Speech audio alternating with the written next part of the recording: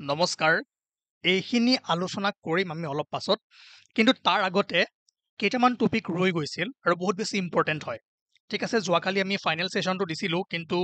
তথাপিও মই ৰাতি আৰু কেইটামান ভাল টপিক পালোঁ যিকেইটা মই একচুৱেলি শ্লাইড বনাই থৈছিলোঁ কিন্তু দিবলৈ পাহৰিছিলোঁ প্ৰথমে চাই লওক তাৰ পাছত আমি এই বস্তুখিনি অলপ ভালকৈ ডিছকাছ কৰিম ঠিক আছে প্ৰথম আপোনালোকে এইটো চাবলৈ ট্ৰাই কৰিব যে cashless treatment of road accident victim scheme ইয়াতে যদি চাই coverage up to 1.5 lakh per accident মনত ৰাখিব আৰু duration up to 7 days from the accident আৰু ইলিজিবিলিটি যদি চাই এনি ইণ্ডিভিজুৱেল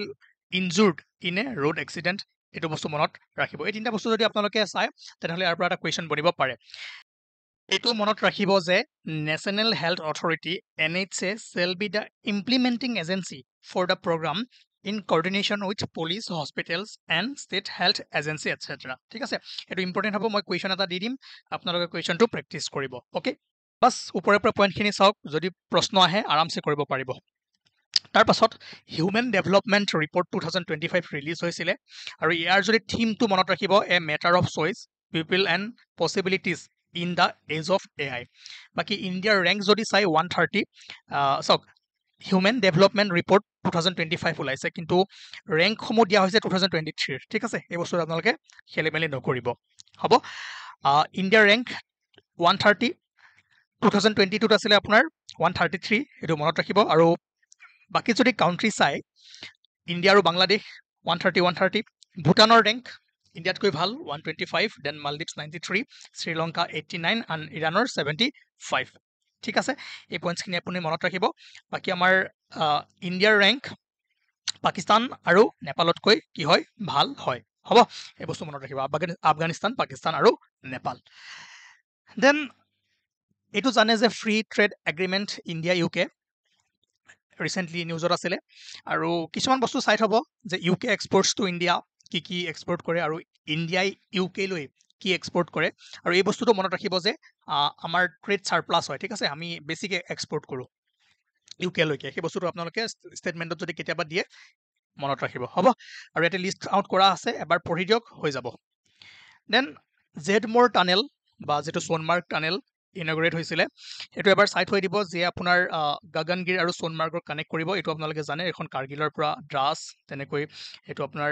সোণমাৰ্গ এইটো যি এক্সিষ্টিং ৰুট NH1 তাতে আপোনাৰ জজিলা পাৰ হৈ আপুনি পাব সোণমাৰ্গত এই টানেলটো বনোৱা হৈছে ইয়াৰ শ্বেপটো জেড হোৱাৰ কাৰণে জেডমৰ্গ টানেল যি আপোনাৰ গগনগিৰ আৰু সোণমাৰ্গক কানেক্ট কৰিব ইয়াৰ লেংথ 6.5 কিলোমিটাৰ অলপমান চকু ফুৰাই থ'ব কৰবাত হেল্প হ'ব অলপমান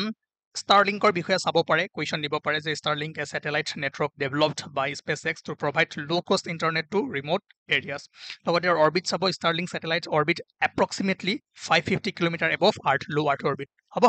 তো এই বস্তুখিনি চকু ফুৰাই থৈ দিয়ক আহিব পাৰে দেন নেশ্যনেল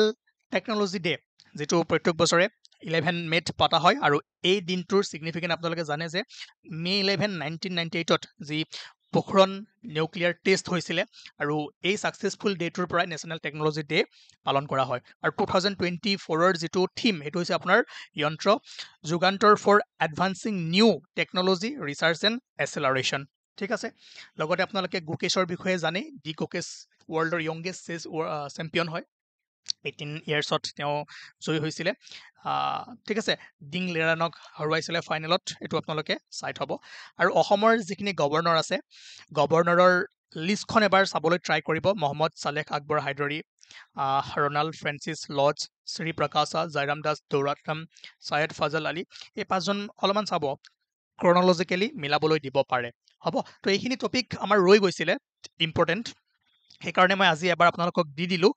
আই থিংক আপোনালোকে এইখিনি পঢ়িছে মনত পৰিব হ'ব তাৰ পাছত বহুসংখ্যক ষ্টুডেণ্টৰ বৰ্তমান মানসিক স্থিতি কেনেকুৱা সেইটো ধৰিব পাৰিছোঁ কাৰণ কমেণ্ট ছেকশ্যনতে হওক বা হোৱাটছআপতে হওক এই কথাবোৰ শুনি আছোঁ যে চিলেবাছ কমপ্লিট হোৱা নাই ভয় লাগি আছে পঢ়ি হৈছেনে নাই নাজানো নিজৰ ওপৰত বিশ্বাস নাই প্ৰথম কথা যদি আপোনালোকৰ মনত এনেকুৱা ভাৱ আহিছে যে চিলেবাছ কমপ্লিট হোৱা নাই ইনকমপ্লিট হৈছে তেনেহ'লে ঠিকে আছে ঠিক আছে আৰু যিসকলে কৈ আছে যে পঢ়ি হৈ গ'ল চিলেবাছ কমপ্লিট মই কওঁ তেওঁলোকে ভুল চিলেবাছ পঢ়ি আছে আৰু এইটো এটা ৰং ৱেত গৈ আছে ঠিক আছে কাৰণ APSC হওক বা যিকোনো এক্সামেই হওক চিলেবাছ কেতিয়াও কমপ্লিট নহয় কেতিয়া আপুনি শেষ কৰিব নোৱাৰে ঠিক আছে গতিকে সেইটো ভয় মনৰ পৰা উলিয়াই দিয়ক যিমানখিনি পঢ়িছে যিমানখিনি হৈছে সেইখিনি ভালদৰে পঢ়ক ৰিভাইজ কৰক আৰামছে হৈ যাব গতিকে এক নম্বৰ ভয়টো মনৰ পৰা আঁতৰাই দিয়ক আপোনাৰ যদি হোৱা নাই কাৰোৱে হোৱা নাই ঠিক আছে আৰু ছেকেণ্ড কথা এনেকুৱা লাগি আছে যেন পৰীক্ষাত কিমানটা এটেম্প কৰিব লাগিব বা কিমান কাট অফ যাব কিমান ছেফ স্ক'ৰ হ'ব এই বস্তুবোৰ এতিয়া ভাবা কথা নহয় যেতিয়া পৰীক্ষা দিব পেপাৰখন দেখিলে আপোনালোকে নিশ্চয় গম পাব যদি পেপাৰ টান হয় তেনেহ'লে মাৰ্কছ কাট অফ কমিব যদি পেপাৰ ইজি হয় কাট অফ বাঢ়ি যাব ঠিক আছে গতিকে এতিয়া কাট অফ প্ৰেডিক্ট কৰিব নোৱাৰি ছেফ স্ক'ৰ প্ৰেডিক্ট কৰিব নোৱাৰি এতিয়া যদি মোক সোধে যে কিমানটা কুৱেশ্যন কৰিব লাগিব কিমানটা এৰিব লাগিব ডাইৰেক্ট এনচাৰ ক'ব নোৱাৰোঁ কিন্তু তথাপিও আপোনালোকে যদি 2023 আৰু 24ৰ কাট অফ ট্ৰেণ্ডটো চাই তেনেহ'লে দেখিব যে ওপৰলৈ গৈছে 2023ত পেটাৰ্ণ চেঞ্জ হৈছিলে সকলোৰে কাৰণে পেপাৰখন টান আছিলে সেইকাৰণে 75 মান আহিছিলে তাৰপিছত 95লৈ গুচি গৈছে এইফালৰ পৰা মই ইনডাইৰেক্টলি কওঁ যে যদি আপোনালোকে কাট অফৰ ৰেঞ্জত থাকিব বিচাৰে তেনেহ'লে মিনিমামটো আপোনালোকে 70-75 কুৱেশ্যন বা 70-75 কুৱেশ্যন আপোনালোকে ভালদৰে এটেম্প কৰিব লাগিব তথাপিও এইটো নকওঁ যে এইটো একদম থাম ৰুল হয় ইমানটা কৰিবই লাগিব এইটো আপোনালোকে নিজে গম পাব পেপাৰখন দিলে কিন্তু 70-75 80-85 এনেকৈ যদি আপোনালোকে কৰিব পাৰে 70ৰ ওপৰত যদি কৰিব পাৰে নিজৰ কাৰণে ভাল আৰু সিমানখিনি কৰিলেও নহ'ব তাত 55টা কুৱেশ্যন বা 50টা কুৱেশ্যন 53টা কুৱেশ্যন শুদ্ধ হৈ থাকিব লাগিব ঠিক আছে কাৰণ নিগেটিভ মাৰ্কিং আছে যাব আৰু এটা কাম কৰিব আপোনালোকে বহুতে এই বস্তুটো ভুল কৰে আপোনালোকক 100ৰ 100টা কুৱেশ্যনে যে কৰিব লাগিব কোনো কথা নাই মই কৈছোৱেচোন 70-75 80 এইখিনিৰ ভিতৰত যিমান পাৰে কৰিবলৈ ট্ৰাই কৰিব যদি 10-12টা 20টা কুৱেশ্যন আপোনালোকে একেবাৰে নোৱাৰে ভয় খাব নালাগে নাৰ্ভাছ হ'ব নালাগে তেনেকুৱা কুৱেশ্যন প্ৰত্যেকখন কুৱেশ্যন পেপাৰৰে প্ৰথম 10-12টা কুৱেশ্যন এনেকুৱাকৈ থাকিব কোনো নাজানে ক'ৰ পৰা দিব ঠিক নাই তো সেইখিনি আপোনাৰ মেণ্টেল আপোনাৰ এবিলিটিটো চাব যে কিমান আপুনি মানে ষ্টেবল থাকিব পাৰে নে নোৱাৰে সেইখিনি সময়ত ঠিক আছে সেইকাৰণে মই এটাই কওঁ প্ৰথম ৰাউণ্ডত যিখিনি আপোনাৰ 120% কনফিডেঞ্চ আছে যিখিনি কুৱেশ্যন আপুনি জানে যে এইখিনি হ'বই মই পঢ়িছোঁ সেইখিনি কৰিবলৈ ট্ৰাই কৰিব এক ৰাউণ্ড মাৰি ল'ব কাৰণ কি হয় মাজত ইজি কুৱেশ্যন থাকে আপোনালোকে প্ৰথম কুৱেশ্যনকেইটাত মানে ফাঁচি থাকোঁতে ইজি কুৱেশ্যনকেইটা এৰা যায়গৈ সেইকাৰণে প্ৰথম ৰাউণ্ডত কি কৰিব যিমানখিনি পাৰে সিমানখিনি কৰি ল'ব আৰু লগে লগে OMR ফিল কৰি যাব যদি ভাবিছে যে 120% 200% 100% এইটো কাৰেক্ট হ'বই হ'ব গতিকে সেইটো আপোনালোকে পিছত মাৰিম বুলি এৰি নাযাব OMRখন ফিল কৰি যাব কাৰণ বহুতৰ এনেকুৱা হয় সময় কপি লৈ গুচি যায় কমপ্লেইন কৰে যে মোক OMR ফিল কৰিব নিদিলে অবভিয়াছলি নিদিয়ে যেতিয়া টাইম পাৰ হৈ যাব আপোনাক কেতিয়াও OMR ফিল কৰিব নিদিয়ে সেইকাৰণে মই এইটোৱে কওঁ যে যিটো কনফিডেঞ্চ থাকে যিটো জানে যিটো হয় বুলি আপোনালোকে গম পায় তাক ফিল কৰি যাব লগে লগে ঠিক আছে সেইকাৰণে এইবোৰ এতিয়া বেছি ভাবি নাথাকিব যদি ভয় লাগি আছে যদি এনেকুৱা ল' ফিল হৈ আছে মনৰ পৰা উলিয়াই দিয়ক যিমানখিনি পঢ়িছে সেইখিনি হৈ যাব আৰু আটাইতকৈ ডাঙৰ কথা বহুতৰে এই সমস্যাটো হৈছে যে বস্তুবোৰ মনত ৰখা নাই পাহৰি গৈ আছোঁ বহুত নতুন নতুন ইনফৰমেশ্যন আহি আছে প্ৰথম কথা এতিয়া নতুন ইনফৰমেশ্যন লোৱাটো বাদ দিয়ক আৰু যদি মনত ৰখা নাই পাহৰিছে তথাপিও চিন্তা কৰিব নালাগে পৰীক্ষাত মনত আহি যাব যেতিয়া অপশ্যন দেখিব তেতিয়াই পাৰিব কাৰণ আপোনালোকে যদি বছৰটো ভালদৰে পঢ়িছে 2-3 মাহ ইয়াৰ আগত ভালদৰে পঢ়িছে তেনেহ'লে কুৱেশ্যন পেপাৰখন দেখাৰ লগে লগে অপশ্যনকেইটা দেখাৰ লগে লগে অট'মেটিকেলি আপোনাৰ মনত আহি যাব ঠিক আছে গতিকে এই বস্তুটো আপোনালোকে ভাবি নাথাকিব যে মনত ৰখা নাই আৰু মনত ৰাখিবলৈ ট্ৰাইও নকৰিব এতিয়া কিমান মনত ৰাখিব চ' পঢ়ি যাওক চাই যাওক যিমান পাৰে কম সময়ত ৰিভাইজ কৰিবলৈ ট্ৰাই কৰক ঠিক আছে সৰু সৰু পইণ্টবোৰ চাই যাওক পৰীক্ষাত নিজে নিজেই মনত আহি যাব ঠিক আছে তাৰ পাছত আটাইতকৈ গুৰুত্বপূৰ্ণ কথা নিগেটিভ মাৰ্কিঙৰ টেনশ্যন থাকে মই সেইকাৰণে কৈছোঁ প্ৰথম ৰাউণ্ডত আপোনালোকে জানাখিনি কৰি লওক তাৰ পাছত আপোনালোকে গেছ কৰিবই লাগিব কাৰণ আপোনালোকে 2 বছৰত বা লাষ্ট 2 মাহত লাষ্ট 1 বছৰত কিমান পঢ়িলে সেইটো মেটাৰ নকৰে ডাজেণ্ট মেটাৰ কি কৰিব আপুনি এই 2 ঘণ্টাত মাত্ৰ 2 ঘণ্টাত আপুনি কিমান আপোনাৰ বেষ্ট দিব পাৰে কিমান আপুনি গেছ কৰিব পাৰে কিমান আপুনি ট্ৰিক্স লগাব পাৰে এইখিনিহে কামত আহিব ঠিক আছে কাৰণ 2 বছৰৰ পঢ়া আপুনি 1 বছৰৰ পঢ়া আপুনি 2 ঘণ্টাত ইয়াতে উলিয়াব লাগিব সেইকাৰণে আপুনি অপশ্যন চাব গেছ কৰিব লাগিব এলিমিনেট কৰিব লাগিব আৰু এটা বা দুটা এলিমিনেট যদি কৰিছে তেনেহ'লে এনচাৰটো 50% ওলাই যায় আৰু এলিমিনেট কৰিব ভালকৈ এলিমিনেট কৰিব জানিলে মই যিবোৰ ট্ৰিক্স শিকাইছোঁ কেনেকৈ চাব লাগে সেইখিনি যদি কৰে আপোনালোকে এনচাৰ পাই যাব গতিকে কিবা এটা কুৱেশ্যনৰ অলপো যদি জানে অলপ হিণ্টছ যদি আহিছে তাক এৰি থৈ নাহিব তাক কৰিবলৈ ট্ৰাই কৰিব কাৰণ এই ভয়টোত যদি থাকে তেনেহ'লে কি হ'ব আপুনি 30-40টা কুৱেশ্যন কৰি থৈ যদি আৰু পেপাৰখন টাচে নকৰে 40ৰ যদি আপুনি 35টা শুদ্ধ হ'ল বাকী 5টা ভুল হ'ল পেপাৰখন যদি অলপমান ইজি আহি গ'ল তথাপিও কাট অফ ক্লিয়াৰ নহ'ব পাৰে গতিকে এই বস্তুবোৰ আপোনালোকে বহুত বেছি ভাবি নাথাকিব পৰীক্ষা দিবলৈ যাওক পৰীক্ষাত বহাৰ লগে লগে পেপাৰ দেখিলে আপোনালোকৰ মনত আহিব আৰু আপোনালোকে নিজে ইভালুৱেট কৰিব পাৰিব যদি টান যেন লাগে আপোনাৰ ফিল হয় তেনেহ'লে ভাবিব সকলোৰে কাৰণে টানেই হ'ব কাৰণ একেখিনি বস্তুৱে পঢ়ি আছে বহুতেতো বেলেগ বস্তু পঢ়া নাই ঠিক আছে গতিকে যিখিনি ভয় লাগি আছে, যিখিনি আপোনালোকৰ এনেকুৱা ফিল হৈ আছে, মই এতিয়াই কৈছোঁ এইবোৰ মনৰ পৰা উলিয়াই দিয়ক। আই থিংক এতিয়াৰ পৰা এইখিনি সময়ৰ পাছত আপোনালোকে যাতে এনেকুৱা বস্তু নাভাবে, আৰু যদি এইবোৰ ভাবি থাকে, এইবোৰ কৰি থাকে, তেনেহ'লে এক্সাম বেয়া হ'ব। আৰু নিজৰ যিবোৰ ডকুমেণ্টছ আছে, যি বিচাৰিছে, সেই সকলোবোৰ বস্তু যোগাৰ কৰি লওক, আজিয়ে যোগাৰ কৰি লওক বা এদিন আগতে যোগাৰ কৰি লওক, আৰু চেণ্টাৰটো ভালদৰে চাই লওক, সোনকালে যাব, পেনিক নহ'ব। আদাৰৱাইজ কি হ'ব, এই বস্তুবোৰ যেতিয়া সময়মতে নাপাব, এটা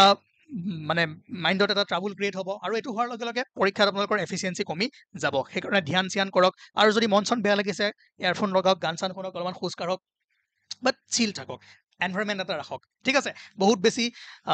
একদম ডেফটত সোমাই যাব নালাগে, বহুত বেছি ডিপ্ৰেশ্যনত যাব নালাগে, কাৰণ আপোনালোকে এক্সাম দিবলৈ গৈ আছে, কোনো যুদ্ধ বা ৱাৰত যোৱা নাই, ঠিক আছে? পাছত সকলোৱে আৰু এটা চিন্তা কৰি আছে, চি ছেটটো ইমান চিন্তা নকৰিব। যিমানখিনি পঢ়িছে সিমানখিনিৰ ভিতৰতে যদি মাত্ৰ 30 বা 35টা কুৱেশ্যন ভালদৰে উলিয়াব পাৰে, সহজ সহজ কুৱেশ্যনকেইটা বাছি কৰিব পাৰে, তেনেহ'লে হৈ যাব। কাৰণ আপোনাক 80টা কুৱেশ্যনে কৰিব নালাগে, জাষ্ট কোৱালিফাই কৰিব লাগে, 66 মাৰ্কছ পাব লাগে, ঠিক আছে? গতিকে আকৌ এই কামটোৱে কৰিব, পেপাৰখন ল'ব, প্ৰথম ৰাউণ্ডত যিমানখিনি ইজি কুৱেশ্যন আছে, যিমানখিনি সহজ আছে, সিমানখিনি কৰি ল'ব, আৰু এক ৰাউণ্ড মাৰাৰ পাছত চাব আপোনাৰ 70 to 80% কুৱেশ্যন হৈ যাব, মানে কোৱালিফাইং মাৰ্কছ আহি যাব, ঠিক আছে? গতিকে ইমান ভাবি নাথাকিব, আৰু অলপমান চাওক, অলপমান ৰিভাইজ কৰক, ফৰ্মুলাবোৰ চাওক, যিসকলৰ ইংলিছত ভাল, পেছেজবোৰ ভালদৰে পঢ়ক, অলপমান একুৰেচি স্পীডটো পঢ়াওক, তথাপিও বহুত বেছি খৰধৰ কৰিব নালাগে, ভালদৰে চাই চিতি পঢ়িব। আৰু আটাইতকৈ ডাঙৰ বস্তু এইটো মন কৰিব যে কাৰেক্ট নে ইনকাৰেক্ট, কি সোধে প্ৰথমে এইটো পঢ়িব। কাৰণ বহুতে কি হয়, কুৱেশ্যনটো জানে কিন্তু কাৰেক্ট সোধে নে ইনকাৰেক্ট সোধে, ইয়াতে ফচি যায়। সেইকাৰণে এই দুটা বস্তু আপোনালোকে অলপমান ভালদৰে চাবলৈ ট্ৰাই কৰিব, আৰু চি ছেটখিনি অলপমান যদি পাৰে, আজি দুদিন সময় আছে, অলপ অলপ পৰে চাওক, কাৰণ বহুতে GS কমপ্লিট পঢ়ি থৈ দিছে, কিন্তু চি ছেটত ৰৈ গ'লে আপোনালোকৰ গোটেই কষ্টৰ ফল কি হৈ যাব, পানী হৈ যাব। সেইকাৰণে বেছি ভয় খাবও নালাগে, বহুত বেছি মানে কেজুৱেলো হ'ব নালাগে, আৰামছে চি ছেটখন এটেম্প কৰিব, আৰু সহজ সহজ কুৱেশ্যনবোৰ কৰিবলৈ ট্ৰাই কৰিব। আৰু APSCৰ পেপাৰখন যদি চাই, আপোনালোকে PYQ চাই, তেনেহ'লে